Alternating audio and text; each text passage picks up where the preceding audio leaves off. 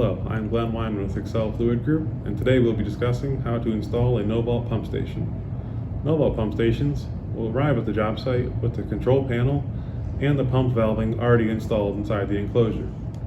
Step number 1 for installing your NoVault is to remove the 4 lag bolts that hold it down to the wood skid. On the NV2 enclosure, you'll use the 2 lifting lugs at the top of the station to pick it with. On the NV3, you'll use the 2 lifting bars that slide through the floor of the station and the 4-way rigging strap provided by Excel Fluid Group. At this point, we have found it's good to prep your wet well for the NoVault enclosure. To do this, you will slide the 3 high max couplings onto the vertical legs of the wet well. We found it's helpful to do it at this stage as there is limited space after the NoVault enclosure is set. Now that your wet well is ready, bring your NoVault enclosure to the top of the flat top and align the pipes with the penetrations on the flat top and lower it down until it's about 2 inches off the flat top.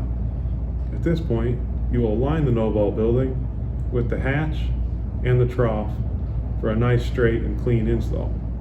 Once it's aligned, you can set it down and fasten the building using the 4 fasteners provided by Excel Fluid Group in each corner of the NoVault. Now it is time to get in the wet well and install the 3 high max couplings. Once these are nice and tight, you are ready for power. If you have any questions or need help with the install, please reach out to us at Excel Fluid Group. Thank you very much.